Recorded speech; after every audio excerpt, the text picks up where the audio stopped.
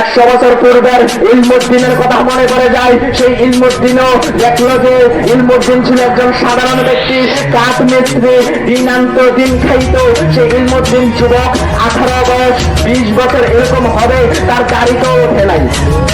তো ইলমুদ্দিন দেখলো একটা বইয়ের উপর লেখা রঙ্গিলা রাসূল। এই রঙ্গিলা রাসূল বইয়ের ভিতর নবীজির নামে কটূক্তি করলো, নবীর নামে বেয়াদবি করতে লাগলো, এরকম ভাবে লেখলো। লেখা বইটা ছাপাইয়া এই বাংলা ভারতবর্ষের জমিনে এই বইটা মার্কেটে ছাড়লো। ইলমুদ্দিনের হাতে যখন আসলো, সে প্রথম লেখাটা রঙ্গিলা রাসূল দেখে তার মাথা গরম, তাকে কতল করতে হবে। সুবহানাল্লাহ। তো ইলমুদ্দিন এটা দেখা ইলমুদ্দিনের মাথা গরম, বলল বইটা কে লেখছে, প্রকাশনা প্রকাশ করে কোন থেকে হয়েছে। এই বইটা লেখলো রাজপাল, একজন হিন্দু ব্যক্তি, নাম কি রাজপাল। তো এই রাজপালে এটা দেখলো, রাজপাল লেখলো, প্রকাশনা লাইব্রেরি দিয়ে বলতে সেটা লেখছে কে, ওনার অ্যাড্রেস কি, সে অ্যাড্রেস নিল। নেওয়ার পরে আমি সংক্ষিপ্ত করে শেষ করে দিতেছি। রাজপালের অফিসে গেল, যাইয়া অফিসে গিয়ে বলতেছে আমি কি আসতে পারি। বললো আমাদের ধর্মের মনে হইতেছে, দাঁড়িয়েও নাই, মনে হইতেছে আসো আসো। আসলো, বললো বসো। আমি বসবো না, আপনি কি এই বইটা লিখেছেন? আরে বসো না। আমি বসবো না। আবার বললো আপনি কি এই বইটা লিখেছেন? হ্যাঁ লিখেছি। যখন এই রাজপাল এটা বললো যে বইটা রঙ্গিলা রাসূল, বইটা আমি লিখেছি, নবীজির শানে কটূক্তি আমি রাজপাল করেছি, এটা বলার সাথে সাথেই ইলমুদ্দিন তার কোমর থেকে চাকুটা বের করে ওই রাজপালের বক্ষের ভিতর বসিয়ে দিল। বলেন না সুবহানাল্লাহ।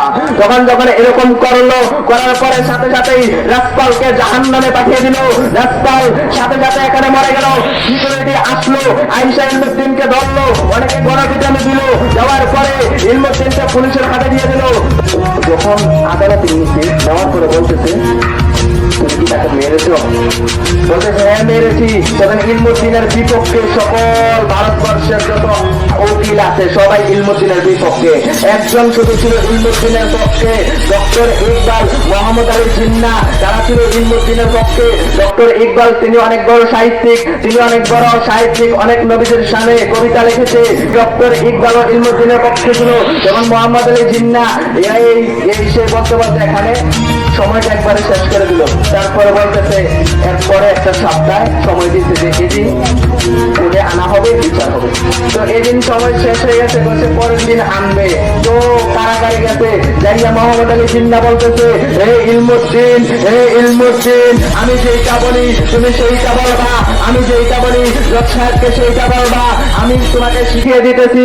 তখন ওই মোহাম্মদ আলী জিন্নাহ ইলমুদ্দিনকে বলে যখন তোমাকে জজ সাহেব জিজ্ঞাসা করবে তুমি তাকে কেন মেরেছ, বললো তুমি বলবা যে আমার হিতে জ্ঞান ছিল না, আমার সৎ জ্ঞান ছিল না, আমার হিতে জ্ঞান ছিল না, আমি পাগল অবস্থায় ছিলাম, মজনু অবস্থায় ছিলাম, ওই অবস্থায় তাকে মেরেছি। তুমি শুধু এই কথাটা বলবে আর তোমাকে পাঠানোর দায়িত্ব আমি মোহাম্মদ আলী জিন্নাহ। তো এটা বলার পরে ওই জেলখানা থেকে মোহাম্মদ আলী জিন্নাহ চলে গেল।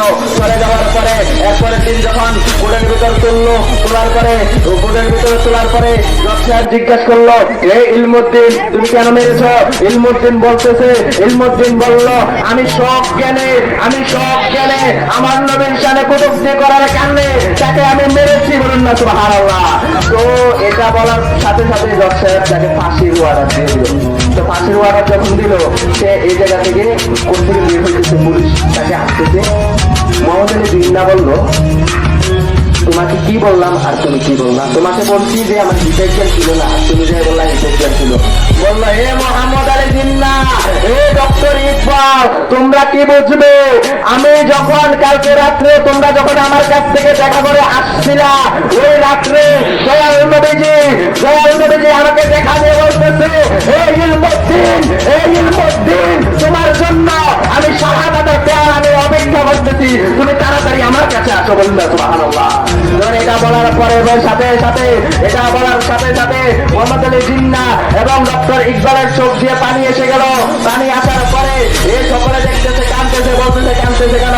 বললেন নবী বিচার দিয়েছে। বলুন না সুবহানাল্লাহ।